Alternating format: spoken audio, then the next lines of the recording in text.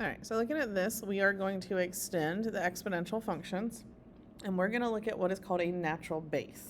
Okay, so it's represented with an E. So just like some other numbers and symbols that we've dealt with in math classes before, kind of like, pi, you use 3.14 even though you knew it was a longer number. The natural base is very similar to that. So just like pi, is a set number, the natural base also represents a set number. And this set number is about 2.71828. And then the weird thing about this number, the 1828 starts to repeat. Okay, so that's about what that natural base represents. So remember, this is going to be represented by an E. So we are going to look at the natural base. We're going to see how it can be used, and it is used for certain word problems. So we can use it for certain types of word problems dealing with compound interest.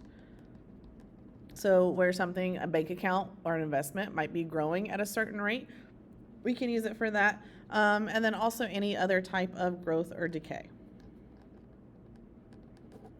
So we're going to look at the different aspects of the natural base. So we are going to look at just doing some mathematical operations with that, and then we're going to look at the graph of it and then use it to find some of the problems in the word problems. Okay? So for simplifying, even though it is represent that certain number, we're still going to use the concepts for exponent rules. So like right here, if I'm asking you what is e to the 7th times e to the 4th, remember whenever you're multiplying, here you're going to add your exponents. So this would give me e to the 11th. And we're just going to leave it like that. Okay, so again, just using our exponent rules. Don't forget, these are just regular numbers. These are my coefficients, so I'm going to multiply those like normal. So 2 times 6 is going to give me the 12. And then for your variables, remember I'm multiplying, so I'm going to add those exponents. So negative 3 plus 5 gives me a positive 2 right there. All right, so now looking at the division one, again, these are coefficients. We're going to divide these like normal. So I'm going to do 24 divided by 4 and get 6. And then for your exponents, because you are dividing, remember you're going to subtract your exponents. So if I do 8 minus 5, I'm going to get e to the 3rd. Okay? And then here, this is a power to a power. So all of this on the inside is being raised to the 3rd power. Again, this is a regular coefficient. So I'm going to raise 10 to the 3rd power like normal. So I can do 10 raised to the 3rd power. And that's going to give me 1,000. And then here, for your exponents, when you have a power raised to another power, you're going to multiply your exponents. So I'm going to multiply negative 4x times 3 and get negative 12x. So you get e to the negative 12x power. Now remember, this is a negative exponent. So when we write those, we don't want a negative exponent in our answer. So the 1,000 is going to stay on the top, but because the e has the negative exponent, we're going to put that on the bottom, and it turns it positive. So remember, all of these exponent rules, if you get a negative, we are going to put it on the bottom of that fraction. And then right here, this one, there's nothing to simplify. You're just going to actually type this into your calculator to see what you get. So you do have an e in your calculator. So it's right down here, and it's in blue. So I'm going to hit second, and then the ln button, and that pops up the e with the exponent already. So the exponent is the 1/2. And that gives me, so looking at this, we are going to estimate, we're just going to keep 2 decimal places. So this would be 1.65. So that's about the value of e to the 1/12th power. So remember, e does have that value, but when we're doing these operations, you just treat it like a normal variable. Here, because there was no operation to do, you're just going to type that in your calculator and see what you get. All right, so those are your operations with the natural base. So now we're going to look at the graph. With your graphs for these, it's pretty much the same as your exponential functions. So if you look at what that graph looks like, very, very similar to our exponential function. It's still going to have an asymptote. It's still going to have a y-intercept. So if I ask you about that y-intercept, it crosses right there at 1. So that would be at 0, 1. Your asymptote, that boundary line that it gets really close to and doesn't cross, that would be at the y equals 0. And then domain, remember, it's going to keep going to the left. It's going to keep going to the right. So that's your negative to positive infinity. And then your range, looking at range, remember, it's approaching 0 down here. It's not going to equal 0. So it's going to get close to 0, and then it's going to keep going up to that positive infinity. So looking at this, if we take these and we graph these, we're going to do them the same way we do those exponential functions. So right here, I can go to y equals, and I can type in, remember I'm going to hit second and then that ln button, and then my exponent is x minus 2. So I'm going to go to my table. Now, when I go to this table, I have a lot of decimals because remember, my natural base represents a decimal. So looking at this, when I start looking at this table and what I want to graph, again, we do want to identify what that y-intercept would be. So that's at about 0.14. So that's that y-intercept. So I'm going to go ahead and put that down here. And then we want to try to find some other good points. Again, it's kind of difficult because of these. So we are just going to say if I have x equal to 1, that gives me 0.37. And then at 2, I definitely have that whole number. So I want to graph that one. And then at 3, I would have about 2.71. Actually 2. Okay, so I'm going to go ahead and graph these. Again, remember my horizontal asymptote, I'm not adding or subtracting a big number over here, so I know that horizontal asymptote is still at y equals 0. So I can go ahead and graph these. This, again, it's going to be really hard, so that 0.14 is like right there. 0.37 is going to be a little bit above that, and then you have 2, 1, and then you have 3, and 2.71. So looking at that, that's about as good as we're going to get for that graph.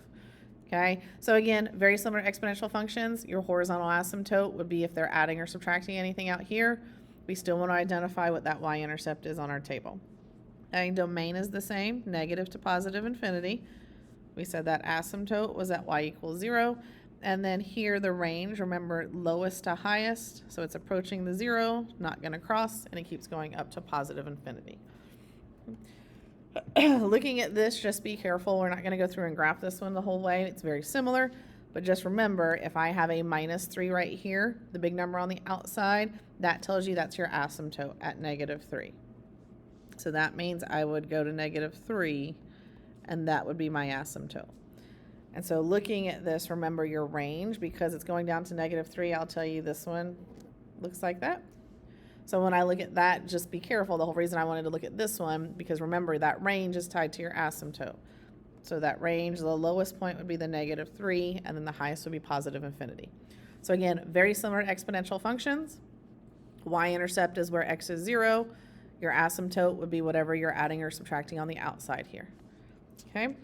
Again, transformations, exact same as the exponential function. So if I'm looking at my transformations right here, this big number on the outside, because it's a minus, that would tell me that it's going down 2 units. Right here, the negative, as soon as I see a negative, my equation starts with a negative, I know it's a reflection over the x-axis. And then looking at just the 2, that 2 is a vertical stretch, because it's larger than 1. So remember, the negative tells you that it's a reflection. The 2 tells you that it's a vertical stretch. And then up here, because you're adding 1 to your exponent, that tells you you are going to the left 1 unit. So all of the graphing, all of your transformations are the exact same as your exponential function. So that's a good review of what we started this unit with. Okay. Now looking at this is where that natural base could come into play. So we are going to do some word problems, and these are some common formulas that we're going to use. We have the exponential growth and exponential decay. So we've talked about that in a previous lesson. This one gets a little bit more specific. Okay, for both of these, your A value is your initial amount. So for these types of word problems, exponential growth and decay, this is when, like if I have population is increasing or decreasing by a certain amount, you buy a vehicle, and as soon as you drive it off the lot, it depreciates in value and how much it depreciates. So looking at this, that's what exponential growth and decay would represent.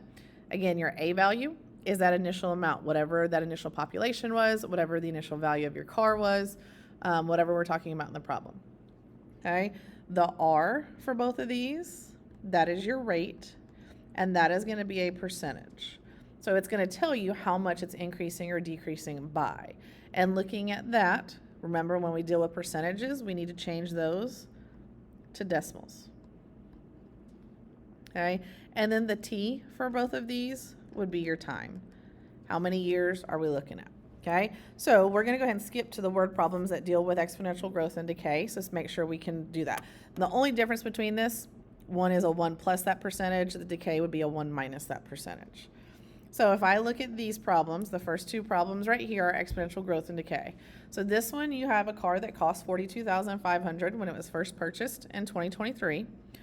The value of the car decreases by 15% annually. How much will it be worth in 2029? Okay, so right here, keyword that it's decreasing, I know that that would be an exponential decay. So this is my equation that I would be using. Okay, A is my initial value, so that would be the 42,500. And then I'm going to do 1 minus the rate. The rate is your percentage. So remember, I have to change that to a decimal. So if I change 15% to a decimal, remember the decimal's right here, I have to move it 2 places. So that would be 0.15. And then my time, how many years is it from 2023 to 2029? That's 6 years. So that would be my t value. So all I did was take the numbers they gave me in the problem and plug them in. So remember, A is your initial amount, the initial value of that car. R is your percentage, changed to a decimal. And then T is your time in years. Okay, so now this, I can just type this into the calculator.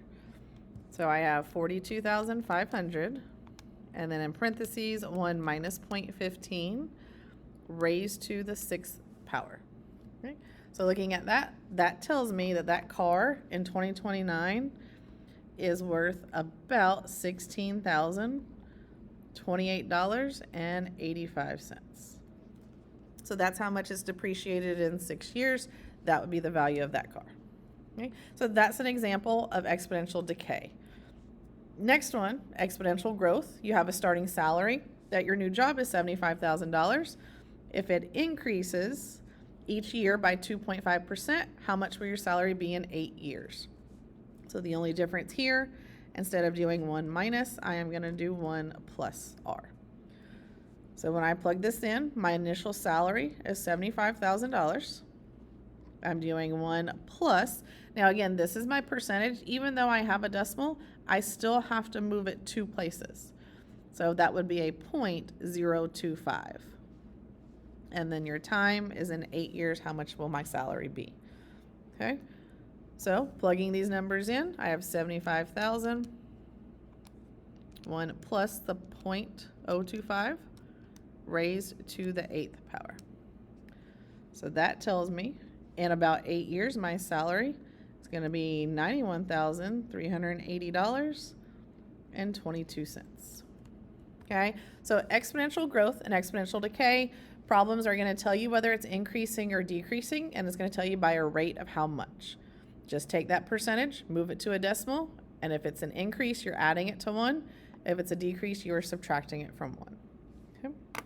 All right, so the next 3 word problems, looking at this is all going to deal with interest. So whether you're making an investment, whether you put money into a bank, you have different types of interest that you could have. So you notice all of these have the capital P. That is going to stand for your principal amount. It's kind of like your starting point. So how much are you originally investing? How much do you originally give the bank? So your P is your principal amount. Okay. When you see your R,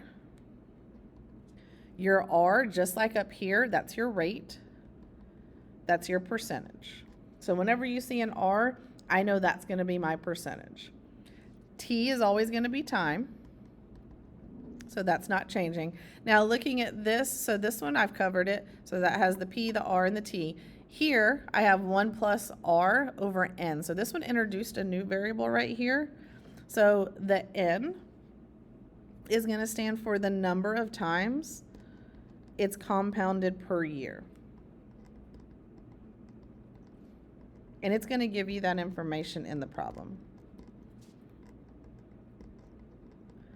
So number of times it's compounded per year. So example, if I say that it's compounded monthly, so monthly, that would be a 12.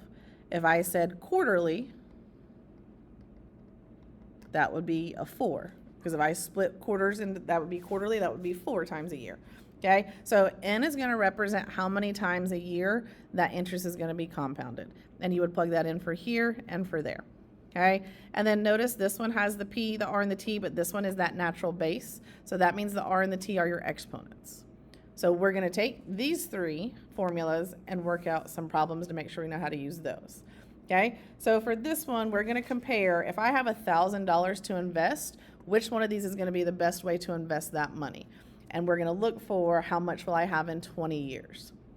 So right here, the 1,000, remember that's my principal amount. That's how much I'm starting with. That's how much I have to invest. So 1,000 is my principal amount. So this one, it says a high yield savings account that has a simple interest rate of 11%. So simple interest rate, my equation is I equals P times R times T. So P is my principal. So I'm starting with 1,000. R is my rate. So that's the 11%, which I do need to change to a decimal. So that would be 0.11. And then T is time. And remember, I'm looking for 20 years. How much money am I going to have? So if I plug that in, I have 1,000 times 0.11 times 20. So that gives me $2,200. So looking at this over that 20 years, from 1,000, I would have gained $1,200. Okay, that would be my total amount of interest I've gotten.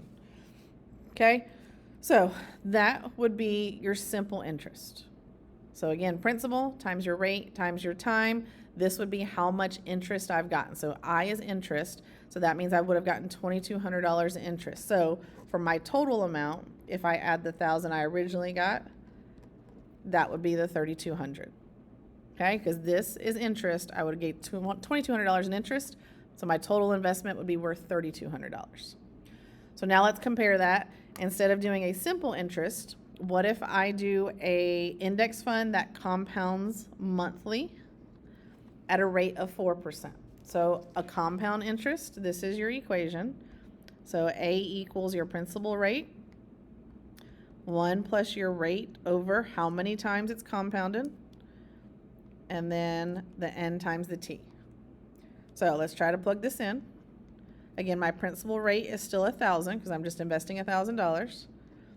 1 plus this interest rate is going to be 4%. So I need to change that to a decimal, which means I need to move it 2 places. So that's 0.04 over how many times? It's monthly. So that would be 12 times a year. That's going to be compounded. So that would be the 12. And then my exponent would be 12 times how many years I'm looking for. So I'm looking for 20 years. Okay, and you can break this down a little bit if you want to. So if you want to kind of separate it, or you can put it on your calculator all at once. Just be careful when you're typing that in. So I have 1,000 times 1 plus, and I'm going to put the 0.04 over the 12. And then raised to the 12 times 20 exponent. So I typed everything in at once. You can break it down one step at a time if you want to, but that tells me this is going to be about $2,222.58. Okay, so looking at this, that would be my final amount. So that's how much I would have if I compounded it monthly at a rate of 4%. Okay. Last one, last type is the continuously compounded. Okay, so looking at this one, if something is continuously compounded, this is where our natural base comes in. Okay, so very similar to your simple interest, except for that natural base is in there. Okay, so again, I'm starting with 1,000. And then I have my natural base E, raised to the rate, which this one, I'm doing 8.5%. Again, move that 2 places. So that would be 0.085 times the 20 years. Okay, so here I'm going to do 1,000. And then I have my natural base. And then times 0.085 times 20 as my exponent. This one gives me quite a bit more. I have $5,473.95. So looking at that one, definitely going to get more money back if I do the continuously compounded. But again, just making sure you understand how to fill in and use each formula. Okay. Simple interest rate, realize here, this is just telling me my interest. That's how much interest I would get over 20 years. That means that would be my total investment. When I'm looking at this, these two give me my final amount. So that gives me the total amount that I would have at the end of those 20 years. So definitely this one would be the better investment. But just making sure you understand how to use those equations and when to use them. So remember, for exponential growth and decay, that's when something is increasing or decreasing. All the other ones with the compound interest, simple interest, or continuously compounds, that's when you're investing money or you're giving money to a bank.